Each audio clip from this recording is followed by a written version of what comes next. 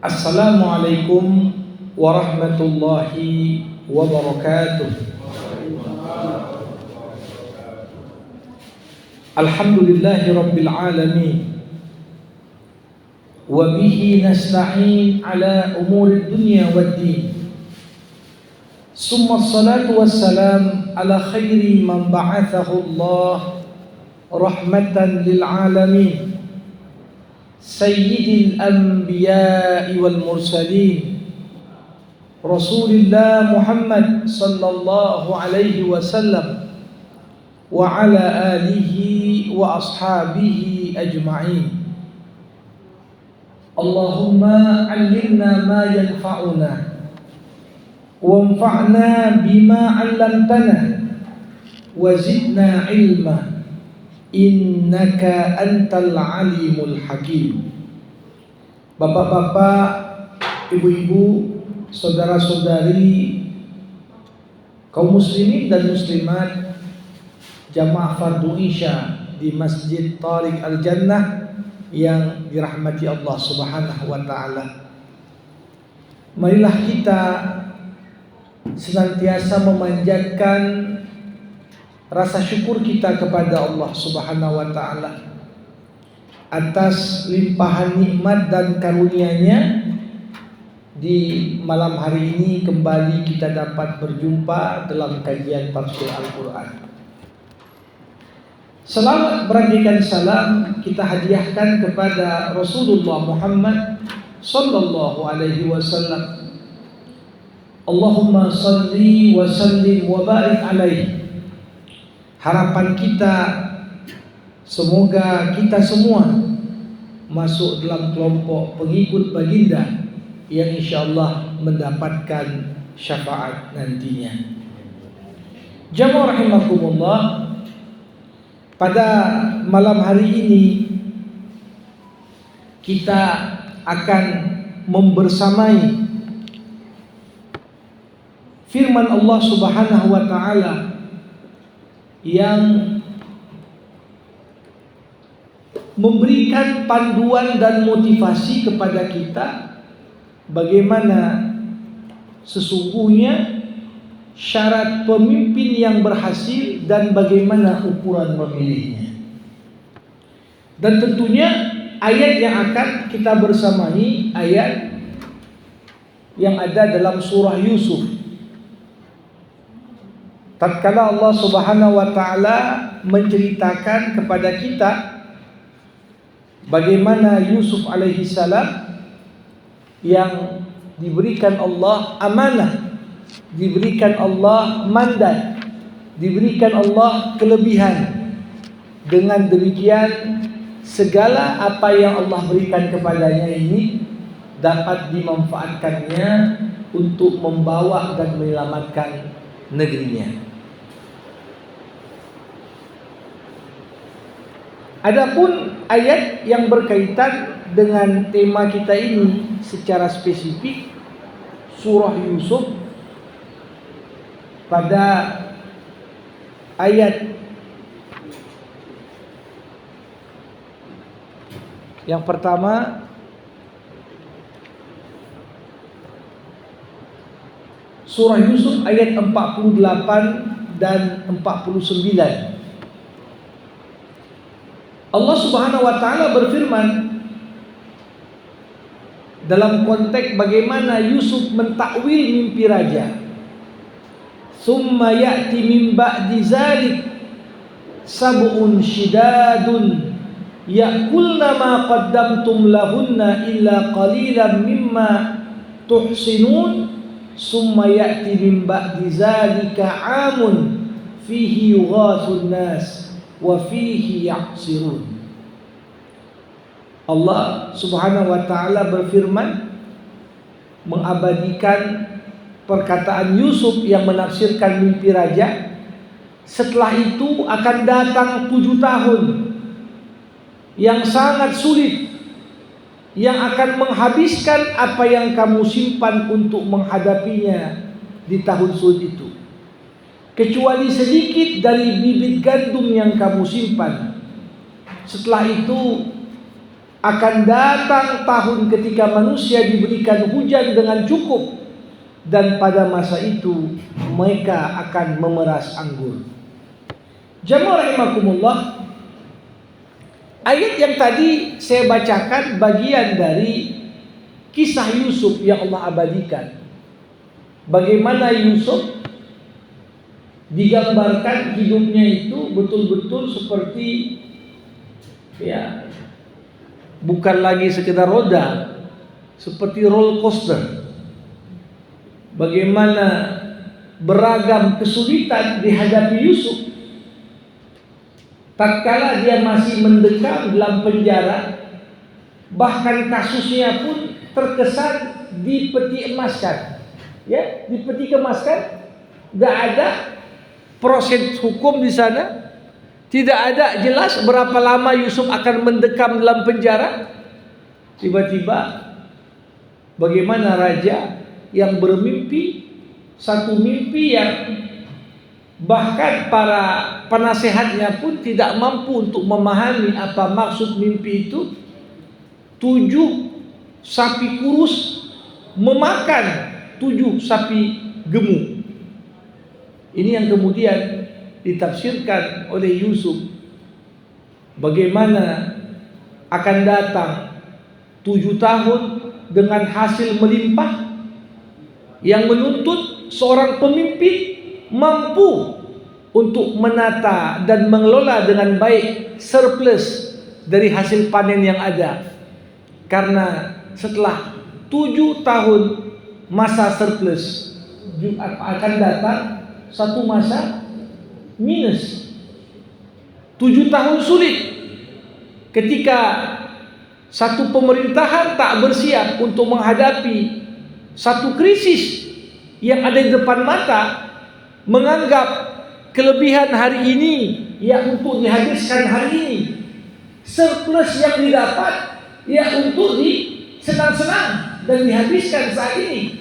Maka bisa dibayangkan bagaimana kondisi negara, kondisi masyarakat dalam konteks ketidaksiapan satu pemerintahan menghadapi berbagai tantangan dan krisis yang ada di hadapan mata. Makanya kalau kita lihat bagaimana Yusuf alaihissalam merupakan salah satu sosok yang diabadikan di dalam Al-Quran sebagai seorang pemimpin yang sukses. Sekarang banyak orang klaim saya sukses, tapi apa kalau ukur sukses? Bagaimana kita tatkala merujuk kepada surat Yusuf berpegang kepada prinsip-prinsip yang memang itu layak dikategorikan sebagai standar kesuksesan. Hal yang pertama yang menjadikan Yusuf alaihissalam pemimpin yang sukses, bagaimana beliau dikatakan memiliki kepercayaan dari masyarakat. Jadi orang boleh dikatakan sukses apa? Orang percaya nggak sama dia? Ya. Dan ini satu poin penting yang Allah Subhanahu wa taala sampaikan dalam surah Yusuf, inna naraka minal muhsinin. Siapa yang ngomong itu? Semua orang yang masuk ke dalam sel, ya, semuanya nengok Yusuf, ini mukanya tak nampak muka penjahat nih. Ya. Jadi ibaratnya bagaimana kalau ada berlian dimasukkan tong sampah pun tetap dia berlian. Seorang yang kualitasnya baik mau diletakkan di tengah lingkungan manapun akan tampak kebaikan itu. Ya, makanya ada anekdot. Kalau dulu banyak orang berjuang, awal masuk penjara dulu, dia keluar penjara jadi pimpinan. Nah, sekarang udah pimpin dulu, baru setelah itu masuk penjara. Nah ini ya potret gambaran. Tapi yang jelas, salah satu tolok ukur keberhasilan adalah bagaimana tatkala seorang pemimpin itu mampu memenangkan kepercayaan masyarakat. Ya. ucapannya, konsepnya, pemikirannya, gagasannya membuat orang yakin dan percaya. Karena kepercayaan itulah yang membuat orang termotivasi untuk dalam hal ini memberikan amanah dan mandat. Ya. Kemudian kita lihat hal kedua yang membuat Yusuf itu bisa dikatakan syarat kepemimpinan yang sukses. Hendaklah seorang pemimpin itu jujur dan dapat dipercaya. Dan ini terlihat dalam kisah Yusuf bagaimana orang-orang dimanapun manggil Yusuf, Yusuf ayyuhas siddiq. Dipanggil dia sebagai siddiq, orang yang dapat dipercaya. Ya. Padahal coba bayangkan lingkungan penjara bergabung dengan para kriminal, walaupun esensinya sejak dulu tak semua yang masuk penjara itu orang jahat juga. Ada beragam faktor dan sebab yang membuat seorang kadang-kadang dijebloskan dalam penjara. Tapi digambarkan bagaimana tolok ukur syarat kepemimpinan itu apa? Bagaimana seorang dapat menjunjung tinggi nilai kejujuran.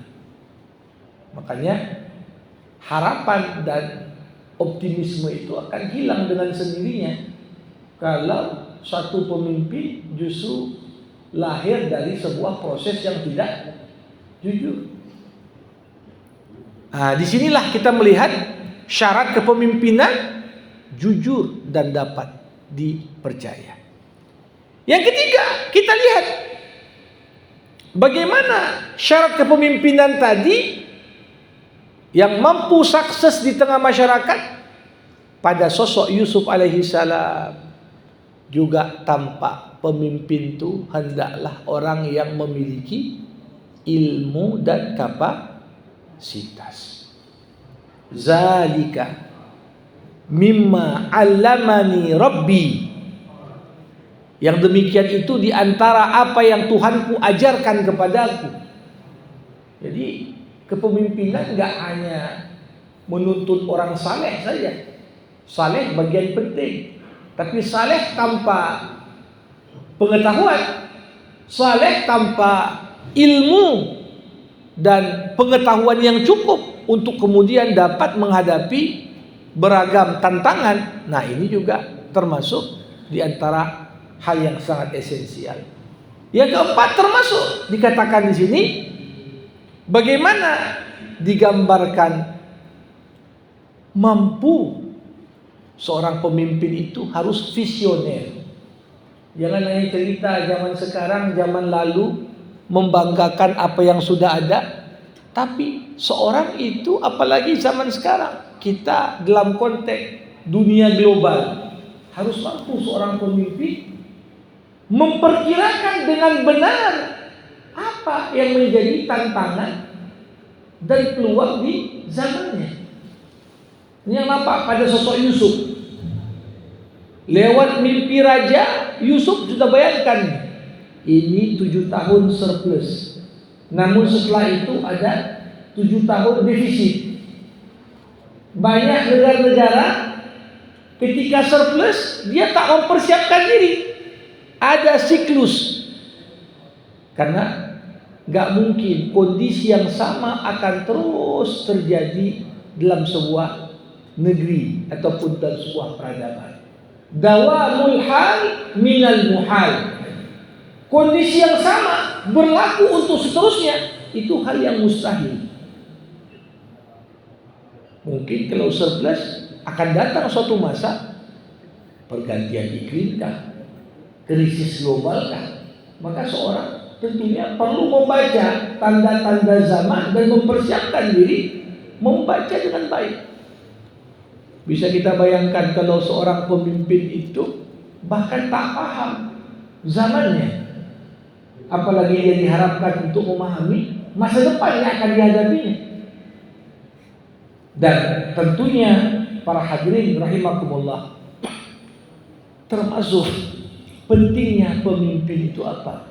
Pemimpin syarat dia untuk dianggap berhasil bagaimana pemimpin ini punya sesuatu yang membuatnya ditaati dan dipatuhi oleh masyarakat. Ya. Ada orang dipatuhi kenapa? Karismanya. Ada orang dipatuhi kenapa? Karena ilmunya. Ada orang ditaati kenapa? Kemampuan komunikasinya yang baik. Tapi tentunya bagaimana seorang dianggap layak untuk memimpin kalau dari satu sisi apapun yang dia suruh orang tak ada yang mendengar. Ini tentunya satu hal yang paling bahaya dalam sebuah masyarakat ketika terjadi pembangkangan sipil. Apapun disuruh kami tidak mau buat. Nah, ini kan sesuatu yang buruk. Kenapa? Karena kepemimpinan itu tujuan akhirnya adalah untuk dipatuhi. Jamaah rahimakumullah. Kalau kita tadi sudah melihat apa saja yang menjadi syarat-syarat yang membuat seorang itu pantas untuk menjadi pemimpin.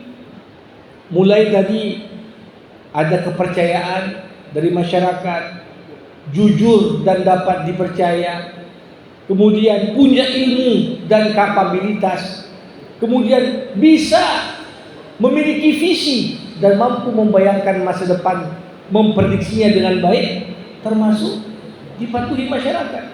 Nah, namun tentunya dalam Islam pun kita, ya, tak semua masyarakat, tak semua kondisi dan situasi, kita sebagai masyarakat ini memiliki kewenangan dan hak untuk memilih. Nah, karena kita sekarang di tengah masyarakat dengan sistem demokrasi, siapapun yang jadi pemimpin kita punya peran dalam menentukan terpilih atau enggaknya. Tapi bagaimana acuan dan ukuran memilih yang seharusnya dalam perspektif ayat-ayat suci Al-Quran? Jamaah rahimakumullah, setidaknya ada 6 hal dari ayat-ayat Quran yang ada yang hendaknya kita jadikan sebagai acuan dalam memilih pemimpin tengah-tengah kita. Dan ini disyaratkan oleh Allah Subhanahu wa taala dalam perkataan Yusuf. Kita tahu dalam Islam itu sebenarnya gak layak seorang meminta-minta jabatan. Seorang hukum dasarnya gak boleh minta jabatan dalam Islam. Ini yang terjadi kepada Abu Zar Al-Ghifari. Tatkala dia minta kepada Rasulullah, Rasulullah amirni, jadikanlah aku pemimpin ya Rasulullah. Aku kan orang nomor 5 masuk Islam, masa tak diangkat-angkat? Apa kata Rasulullah kepada Abu Zar? Ya Abu Zar, la tas'alul imarah. Janganlah kau minta-minta jabatan, minta-minta kepemimpinan. Innaka mur'un dhaif, karena sungguhnya kau orang yang lemah. Artinya apa? Kalau kita kembalikan kepada teori kepemimpinan di zaman sekarang, itu ada 1% manusia terlahir memang layak memimpin dengan sifat-sifat kepemimpinan bawaan lahir. Gennya itu memang gen orang pemimpin. Tapi ada 1% masyarakat yang memang mau dilatih pun tetap tak layak jadi pemimpin. Karena mungkin dari sisi karakternya, dari sifatnya, gennya itu memang tidak mendukung. Tapi 98% dari masyarakat ini bisa dilatih untuk jadi pemimpin. 1% terlahir membawa sifat-sifat kepemimpinan. 1% dengan sifat dilatih pun tetap tak jadi pemimpin. 98% lewat pelatihan dan pendidikan yang baik bisa jadi pemimpin. Nah, tapi Yusuf alaihissalam ini anomali. Kondisinya berbeda dari yang lain. Setelah dia tahu apa yang akan dihadapi oleh negerinya Mesir, raja nampak kebingungan. Macam mana ini? 7 tahun surplus akan diikuti oleh 7 tahun defisit. Macam mana kita siasati? Di momen itu Yusuf datang berkata, qala ja'alni ala khaza'inil ardi inni hafizun alim. Wahai raja, tolong jadikan aku sebagai bendaharawan negara Mesir ini, karena aku adalah orang yang pandai menjaga lagi berpengetahuan. Jadi ini di antara sedikit ayat Al-Quran yang memberikan kepada kita apa hal-hal yang layak jadi ukuran kita dalam memilih. Tentunya kalau kita coba himpun ayat-ayat yang bercerita tentang ukuran memilih, kita akan temukan yang pertama, ukuran memilih hendaklah dikaitkan dengan ukuran keimanan. Ini sesuatu yang tak boleh tawar-tawar. Kalau ada 2 pilihan, satu mukmin, satu tak mukmin, maka tentunya memilih berlandaskan standar keimanan itu adalah bagian dari hal yang penting. Kenapa? Karena Allah Subhanahu wa taala berkata dalam surah As-Sajdah, "Afaman kana mu'minan kaman kana fasiqan la yastawun." Apa orang mukmin sama dengan orang fasik? Gak sama. Jadi kalau kita dihadapkan dengan pilihan, pertama tengok, coba hindarkan siapa yang kira-kira masuk kelompok fasik. Karena Allah sendiri katakan yang mukmin tak sama dengan yang fasik. Nah, apa standar iman tadi? Apa standar fasik? Fasik artinya bukan sekedar orang itu melakukan maksiat, tapi fasik adalah tatkala kemaksiatan itu sudah sampai pada tingkatan dianggap biasa, bahkan tidak menjadi masalah bagi yang bersangkutan memperlihatkan kemaksiatan di hadapan orang banyak. Yang namanya orang buat maksiat, kayak manapun fitrahnya orang malu buat maksiat, pasti tutupi. Tapi kalau orang sudah berbuat sesuatu yang buruk, bahkan dia enjoy saja kalau itu terpublikasikan ke banyak orang. Ini sesuatu yang tidak baik. Nah, orang yang beriman kata Allah tidak sama dengan orang yang fasik. Ini ukuran yang diajarkan oleh Al-Quran melalui surah As-Sajdah kepada kita untuk memilih. Yang kedua,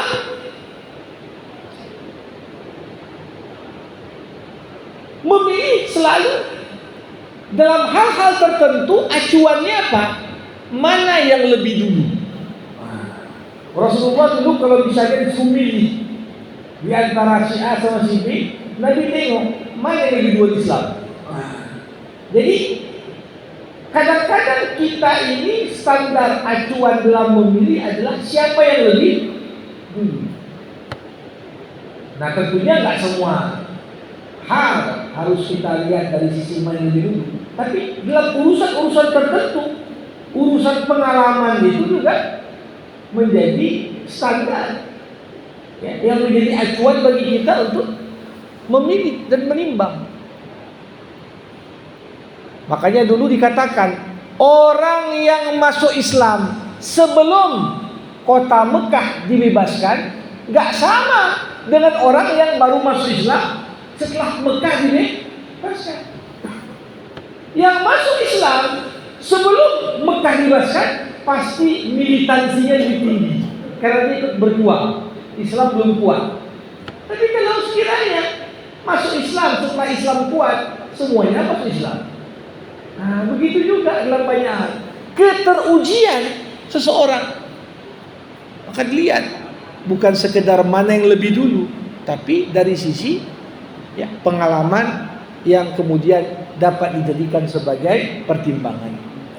Yang ketiga, jamaah rahimakumullah, ukuran kita memilih selain iman dan mana yang lebih dulu. Yang ketiga adalah hijrah. Ini disebutkan di surah Al-Anfal ayat 72.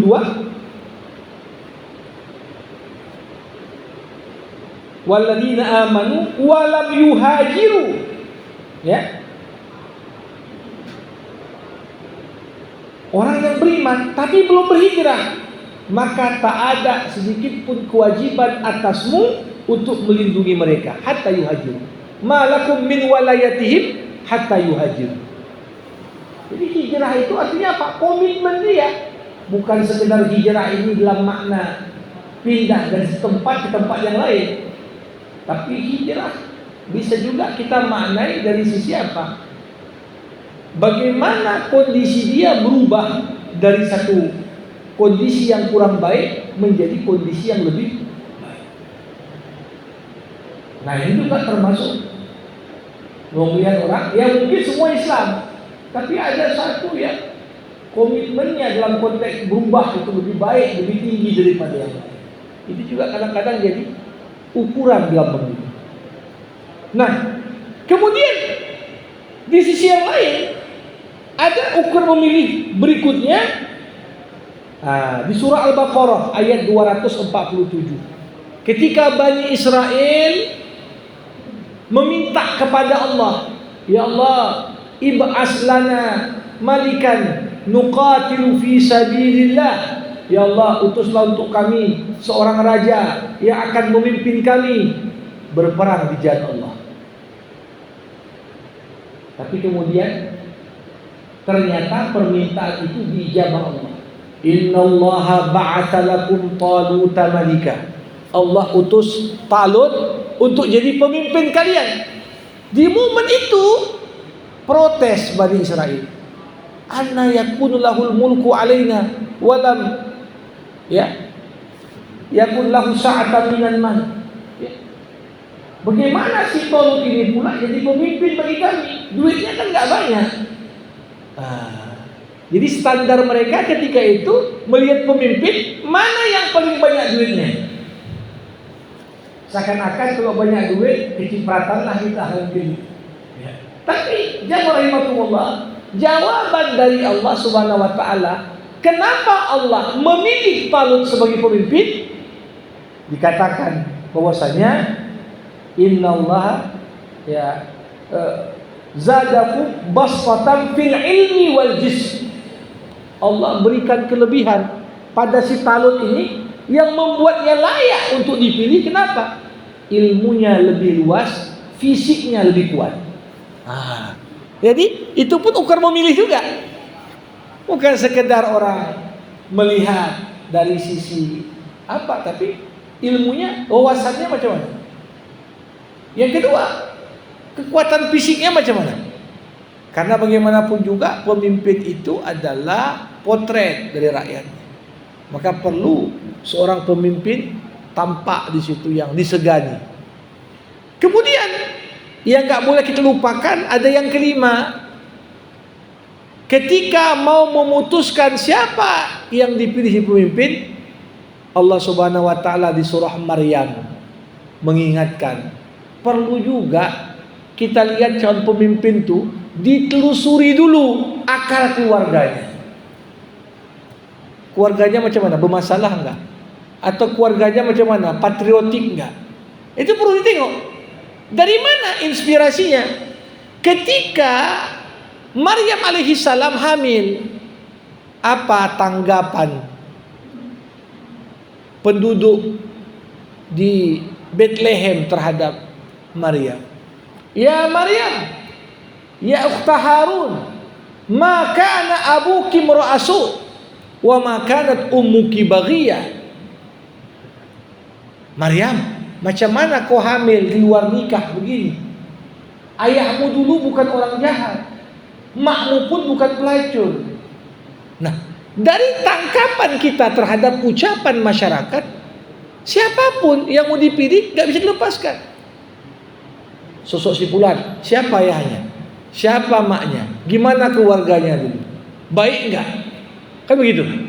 Nah, jadi bibit bebek bobot itu nggak bisa serahkan. Itu juga bagian dari hal yang penting bagi kita untuk melihat. Nah, barulah bagian yang terakhir, jamaah rahimakumullah, di dalam surah An-Nisa, termasuk ukuran memilih. Ukuran memilih seorang pemimpin itu apa? Bagaimana komitmennya terhadap jihad. Nah, komitmen terhadap jihad ini maksudnya apa? Kalau konteks sekarang, komitmennya dalam pembelaan isu-isu yang menyangkut umat Islam. Wa faddalallahu al-mujahidina 'alal qa'idina ya ajran 'azima. Ya, Allah Subhanahu wa taala lebihkan orang-orang yang siap berjihad dibanding orang yang cuma duduk nonton. Agamanya dimasalahkan, dia diam, tak ada. Tapi begitu mau pemilihan, seakan-akan dia orang paling peduli sama agama pula. Komitmen jihad mana? Itu juga bagian dari ukuran kita memilih. Kenapa? Ketahuilah pemimpin itu harus jadi pribadi yang siap memimpin dikala senang dan dikala susah. Karena dia mimpin bukannya waktu senang saja. Kalau masa kepemimpinan semuanya senang saja, ya nggak apa-apa kita pilih yang siap untuk senang. Tapi siapkah semua pemimpin yang dipilih untuk memimpin dikala susah?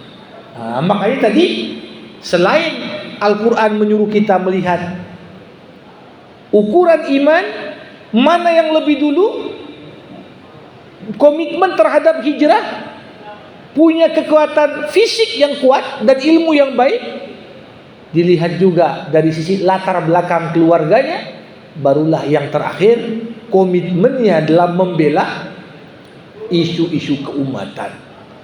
Ini poin-poin yang tentunya memilih ini bukan sekedar tutup mata atau nyanyi dia apa supaya siapa nomor yang keluar di cucunya, tapi sesungguhnya ini adalah bagian dari bagaimana bentuk pertanggungjawaban kita di hadapan Allah Subhanahu wa taala. Maka kenali siapa calon pemimpinmu dan mintalah kepada Allah dikuatkan hati dan kecenderungan hati supaya dapat dipilihkan pemimpin yang terbaik yang dapat memandu dan memimpin kita untuk 5 tahun ke depan.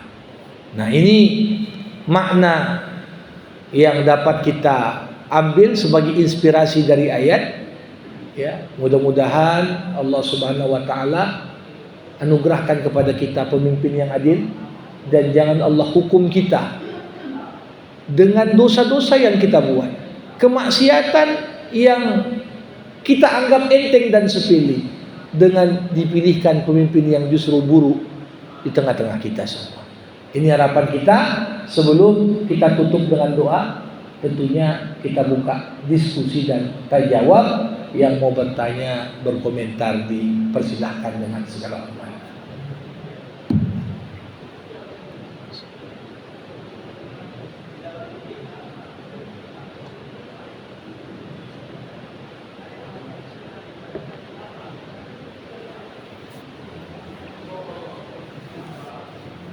Silakan Pak. Salam.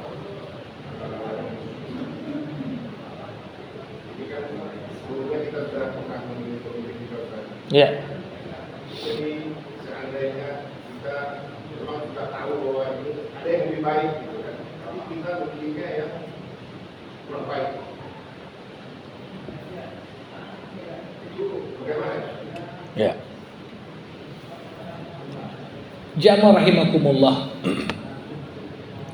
Secara rasional, kalau ada dua hal, satu lebih baik dari yang lain, logikanya pasti orang memilih yang lebih baik. Tapi problemnya kadang-kadang orang tidak memilih berdasarkan prinsip-prinsip rasionalitas. Kadang-kadang pilihan itu kembali kepada aspek emosional. Mungkin karena ada hubungan ini, mungkin karena ada hubungan itu, mungkin ada kepentingan ini, mungkin ada kepentingan itu. Walaupun mungkin kita secara personal tahu yang kupilih ini sebenarnya nggak bagus, tapi karena kita punya kepentingan bersama dia, maka yang jadi pertimbangan hanya kepentingan itu. Ini gimana? Tentunya acuan kita adalah apa yang Allah Subhanahu wa taala sampaikan dalam surah Al-Isra. Wala taqfu ma laysa laka bihi ilmun innas sam'a wal basara wal fuada kullun ulaika kana anhu mas'ula.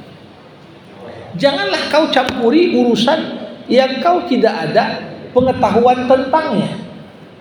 Jadi artinya apa? Dalam setiap urusan kita diminta menentukan sikap, kita perlu untuk mengkaji, melandasi pada pertimbangan-pertimbangan yang tepat, bukan hanya sekedar karena emosional. Kenapa?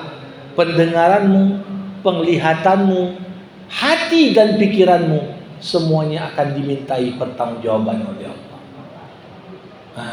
Jadi ya, walaupun kadang-kadang cara kita menilai kan beda-beda. Menurut kita si fulan ini bagus, ini nggak bagus. Tapi pertanyaannya dikembalikan kepada hati nurani tadi. Karena kadang-kadang kalau berpikir dengan akal pun, kalau akal sudah dipengaruhi oleh kepentingan, maka kadang-kadang akal yang dipengaruhi nafsu tidak lagi berpikir jernih, tapi sekedar mencari pembenaran terhadap pilihan nafsu. Itu yang terjadi. Kadang-kadang orang udah salah, nampak skandal dan itu, tetap dia bela babi buta. Kenapa? Karena ada kepentingan tadi. Sehingga akal tidak lagi dapat makanya apa kata Rasul? Tanyakan hati kecil. Ini dalam kondisi kita sendiri, coba tanya. Apa maknanya mau kita sekedar mungkin dengan iming-iming tertentu, atau kepentingan yang bisa dikatakan jangka waktunya pendek, tapi bagaimana dampaknya terhadap kondisi masyarakat, kondisi bangsa, kondisi negara, kondisi ya generasi penerus kita. Kalau kemudian tidak ada komitmen yang besar di pucuk pimpinan, ya.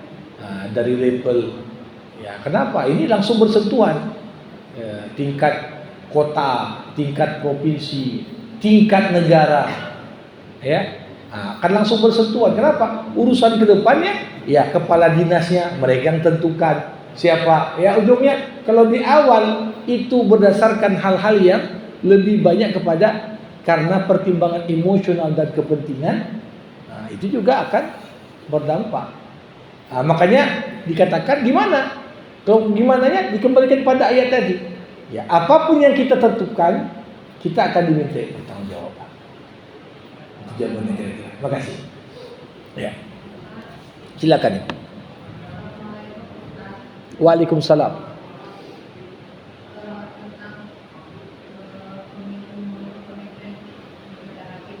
Ya.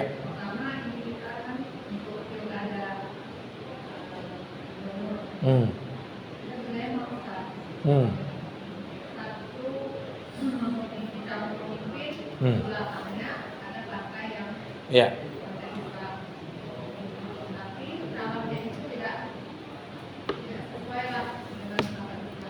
Ya.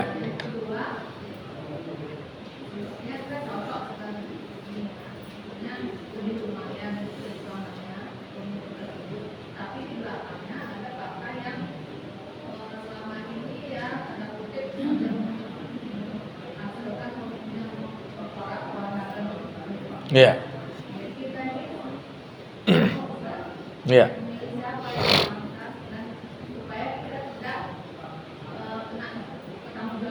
Betul. Betul. Ya.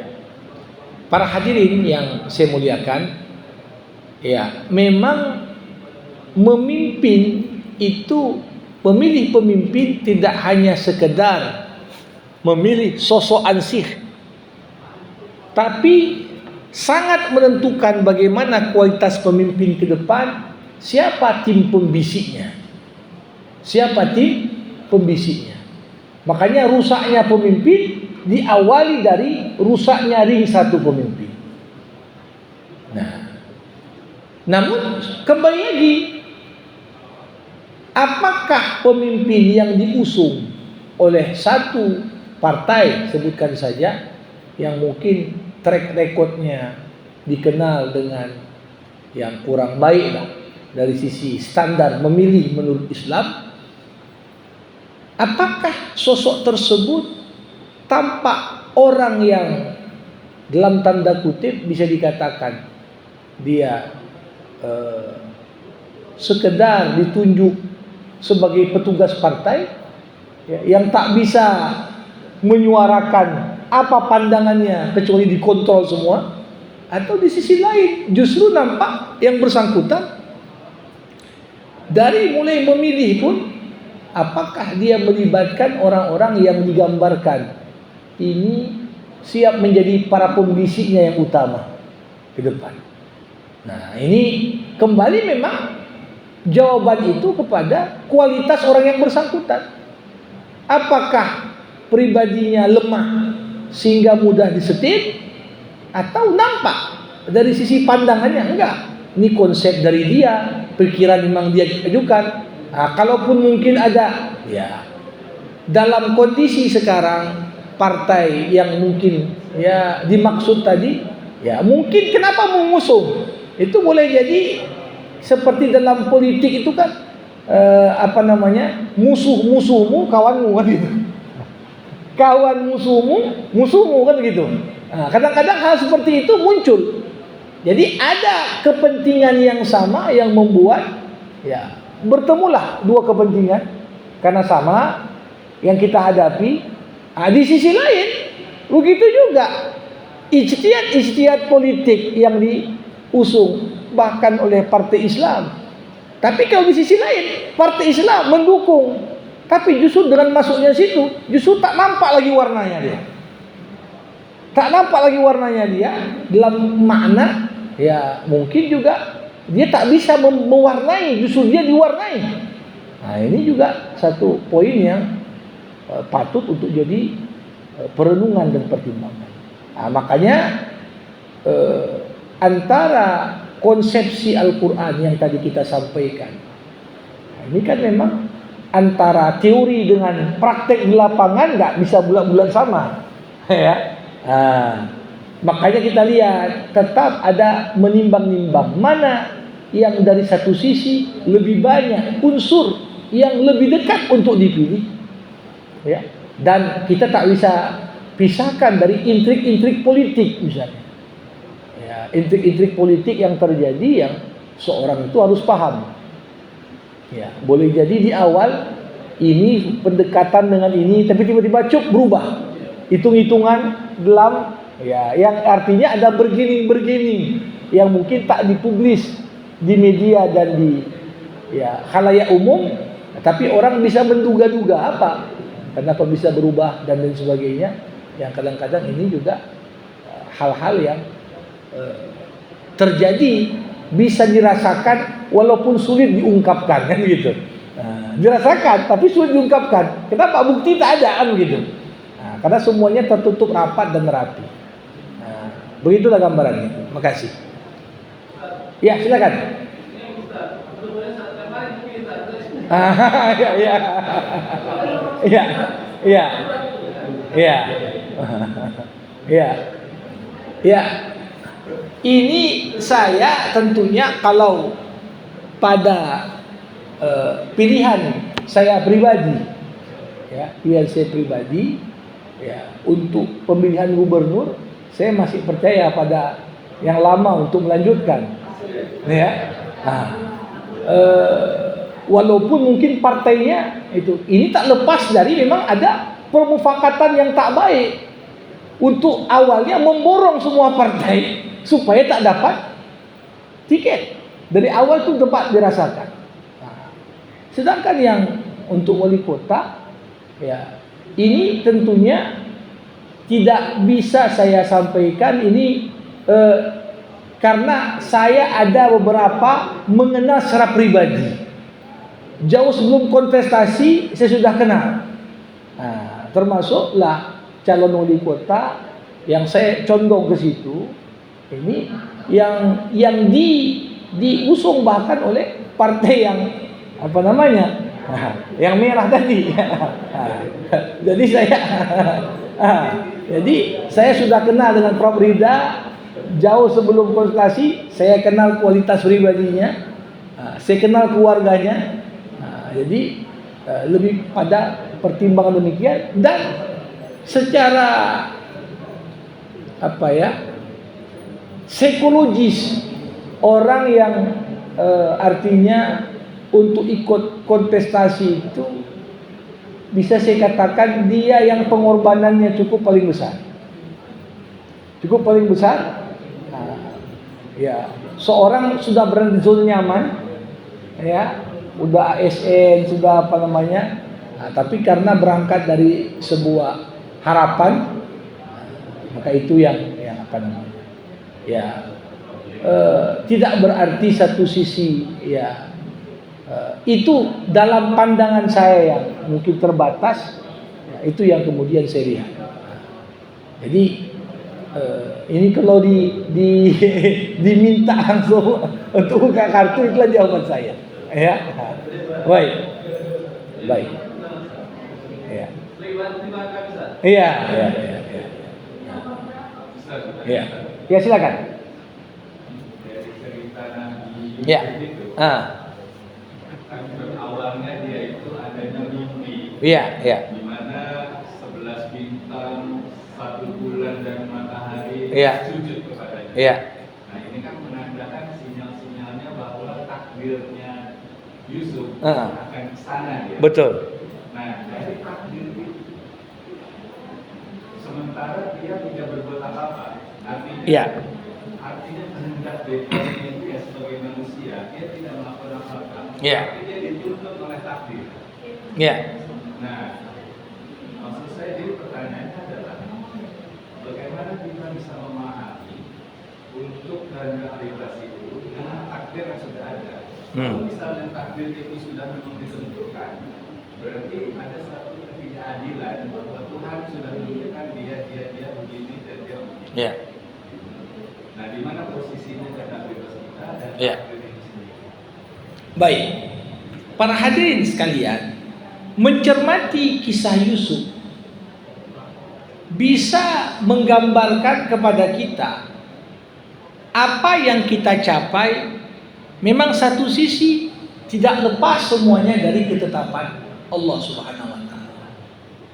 Namun perlu juga dipahami, Yusuf walaupun Allah sudah kasih kode, inilah jalan hidupmu.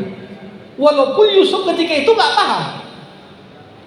Ayahnya cuma bilang, jangan kau ceritakan sama abangmu, nanti kau dikerjai. Artinya firasat dari sang ayah, anaknya yang akan jadi orang besar ini akan dikerjai, sebenarnya Yakub sudah tahu. Dan ketika abangnya pun mau membuang Yusuf, dibilang sama ayahnya, jangan kau bawa dia jauh-jauh, nanti dimakan serigala. Itu pula jawaban abang-abangnya, dimakan serigala. Artinya kan di situ sudah nampak bahwasanya ayahnya merasakan betul ada konspirasi yang akan dibuat terhadap Yusuf. Tapi di sisi lain, ya, ayahnya paham bahwasanya apa? Ya, manusia hanya bisa mencoba, berikhtiar, tapi tetap ketetapan akhir di sisi Allah Subhanahu wa taala. Nah, Yusuf sendiri sebagai tokoh utama dalam surah tersebut, ini jangan dikira tidak nampak kehendak bebasnya. Kenapa? Karena manusia ini dalam hidupnya selalu dihadapkan dengan banyak sekali pilihan. Pilihan kita memang pilihan-pilihan parsial, pilihan-pilihan kecil, tapi grand design-nya dari Allah. Semua manusia grand design-nya dari Allah. Tapi pilihan-pilihan kecil di setiap kondisi yang kita hadapi itu kembali pada manusia. Lihat gimana ketika Yusuf dibuang oleh abangnya,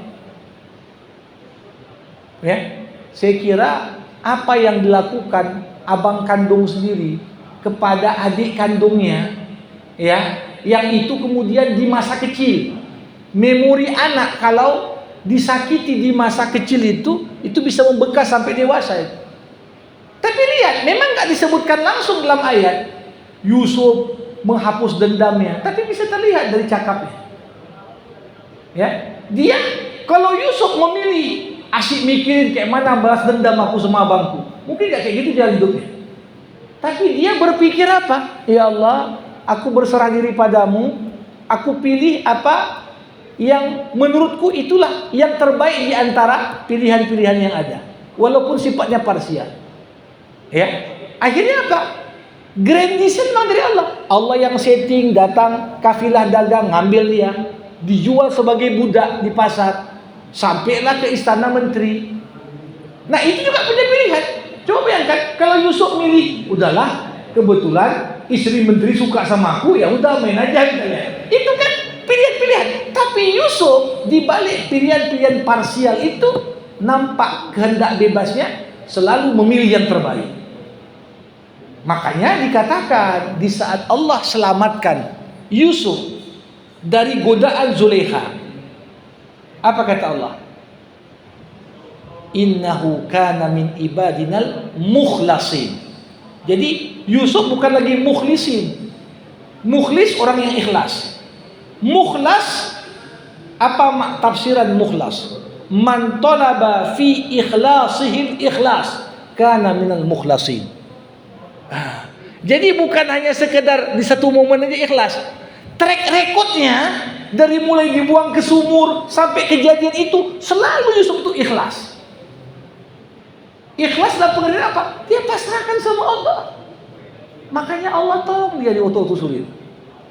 Jadi grand design kita semua pun Allah. Tapi tiap pilihan penggal-penggal kehidupan kita tetap punya free will, kehendak bebas. Apa kita mau inna hadainahu sabila imma syakiran wa imma kafura. Mau ikut jalan kesyukuran atau ikut jalan kekufuran. Itulah yang tercermin di balik pilihan-pilihan yang kita buat. Jadi nggak benar kalau sekiranya dianggap Yusuf tak ada kata bebas, kayak robot saja. Masuklah kita pada ya pandangan kelompok Jabariyah yang dianggap manusia ini macam daun kering aja diterbang angin, nggak ada kehendaknya. Nggak seperti itu. Karena setiap penggal kehidupan manusia dihadapkan oleh banyak pilihan, dan pilihan kita menentukan di tahapan berikutnya apa yang akan kita dapatkan. Walaupun grand design-nya dari Allah. Demikian. Ya. Baik, Bapak Ibu, jamaah rahimakumullah, kita adakan untuk jumpa kita malam hari ini sampai di sini. Mohon maaf atas segala kekurangan. Sama kita tutup dengan doa. Alhamdulillahirabbil alamin. Hamdan yuwafi ni'amah wa yukafi'u mazidah. Ya Rabbana lakal hamdu kama yanbaghi li jalali wajhikal karim wa li 'azimi sultanik. Allahumma salli ala sayyidina Muhammad wa ashghilil zalimin bil zalimin wa akhrijna min bainihim salimin. Allahumma 'allimna ma yanfa'una wanfa'na bima 'allamtana wa zidna ilma innaka antal alimul hakim. Rabbana zalamna anfusana wa illam taghfir lana wa tarhamna lanakunanna minal khasirin. Allahumma khtim lana bi husnil khatimah wa la takhtim alaina illa bi husnil khatimah. Allahumma ati nufusana taqwaha wa zakkiha anta khairu man zakkaha anta waliyuha wa maulaha. Rabbana atina fid dunya hasanah wa fil akhirati hasanah wa qina adzaban nar.